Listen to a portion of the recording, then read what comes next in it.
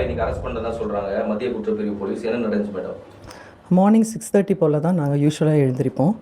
அந்த டைமில் வந்து எங்கள் ஹஸ்பண்ட் வந்து வெளியில் போய் நியூஸ் பேப்பர் வாங்குறதுக்காக போயிருந்தார்.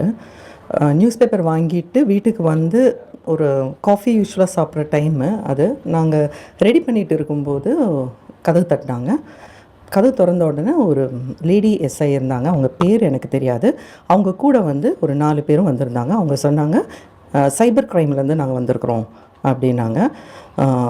அப்போ உள்ளார வாங்க மேடம் அப்படின்னு. அவங்க கொஞ்சம் தயங்குனாங்க. நான் சொன்னேன், இல்லை இட்ஸ் அ ஃப்ளாட் சிஸ்டத்தில் நாங்கள் இருக்கிறோம், பக்கத்து வீடெல்லாம் டிஸ்டர்ப் ஆகக்கூடாது, நீங்கள் உள்ளார வாங்க அப்படின்னு சொன்னேன் நான். அதனால் அவங்க 5 பேரும் உள்ளார வந்தாங்க. அப்புறம் வந்து நாங்கள் கேட்டோம். எங்கள் ஹஸ்பண்ட் கேட்டார், ஃபெலிக்ஸ் ஜெரால்டு. அவர் கேட்டார் அரெஸ்ட்டுங்களா அப்படின்னு கேட்டார். அப்போ வந்து அவங்க சொன்னாங்க ஆமாம் சார், அரெஸ்ட்டு தான் சார் அப்படின்னாங்க.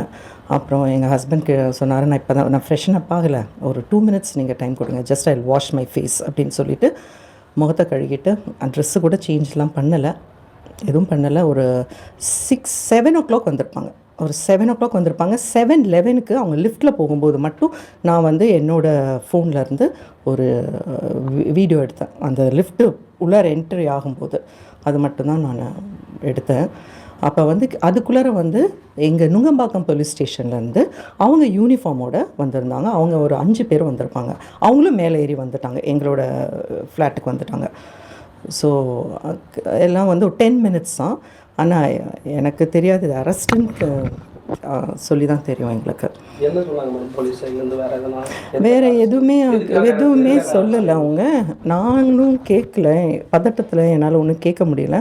அவங்களும் சொல்லலை, கான்டாக்ட் நம்பரும் தரலை, எந்த ஸ்டேஷன்ன்ட்டு ஒன்றும் சொல்லலை. நான் கிளம்பும்போது அவங்ககிட்ட கேட்டது ஒன்று தான், எங்கே கூட்டிகிட்டு போகிறீங்கன்னு கேட்டேன். அப்போ அவங்க சொன்னாங்க கமிஷனர் ஆஃபீஸ்க்கு நாங்கள் கூட்டிகிட்டு போகிறோம் அப்படின்னாங்க. அது எனக்கு அந்த கமிஷனர் ஆஃபீஸு எங்கே இருக்குன்னு தெரியாது, எக்மோரா இல்லாட்டி வெப் ஏரியா சம்திங் அப்படின்னு அதுக்கப்புறம் நான் எங்கள் அட்வொகேட் கிட்டே பேசினப்போ அவங்க சொன்னாங்க இங்கே 2 இடத்துல தான் இருக்கும் அப்படின்னு சொன்னாங்க. வேறு எந்த டீட்டெயில்ஸும் கொடுக்கல. அது பொது பிரச்சனைக்கு பத்திரிகையாளர்களை கைது பண்ணுறதும் அவங்க வீட்டுக்கு வந்து மிரட்டி கைது பண்ணி கூட்டு போகிறது எப்படி பார்த்தீங்க? இது ஃபஸ்ட் டைமே நான் பார்த்துட்டேங்க. அதனால் எனக்கு என்ன சொல்கிறதுன்னு தெரியல. கருத்து சுதந்திரம் நிஜமாகவே இருக்குதா இல்லாட்டி கிடையாதா? அதர்வைஸ் ரெட் பிக்ஸுக்கு மட்டும்தான் இப்படி நடக்குதா அதுவும் தெரியல. அது ஒன்று தான் எனக்கு ரொம்ப மனசுக்கு வருத்தமாக இருக்குது. எங்கள் ஹஸ்பண்ட் ட்ரூத்துக்காக மட்டும்தான் நிற்பார். He wants to do journalism in a very right sense.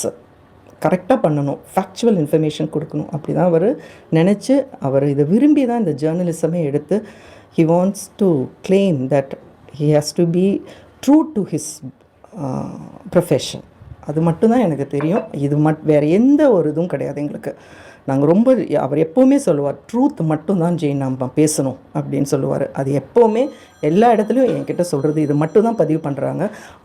அதுக்காக மட்டும்தான் நானும் அவர் கூட இவ்வளோ ஸ்ட்ராங்காக நிற்கிறேன். இல்லாட்டி அவர் வேறு மாதிரி பேசுகிறத மாதிரி இருந்திருந்தானா இட்ஸ் வெரி டிஃபிகல்ட். பட் நான் வந்து ஆஸ் அ ஃபேமிலி, எங்கள் ஃபேமிலி மெம்பர்ஸும் நாங்களும் இவ்வளோ ட்ரூத்ஃபுல்லான ஒரு மனிதர் கூட நான் வாழறேன் அப்படிங்கிறது வந்து ரொம்ப பெருமையாக இருக்குது.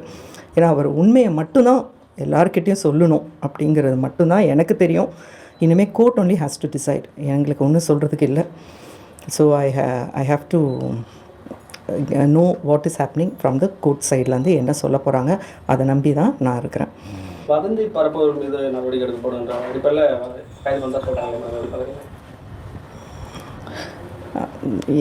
எப்படி சொல்கிறதுன்னு தெரியலையே. வதந்திங்கிறது வந்து எது வதந்தின்னு தெரியலையே நம்மளுக்கு. இப்போ கோர்ட் வந்து சொல்லட்டும், எனக்கு அதை பற்றி சொல்கிறதுக்கு தெரியல எனக்கு.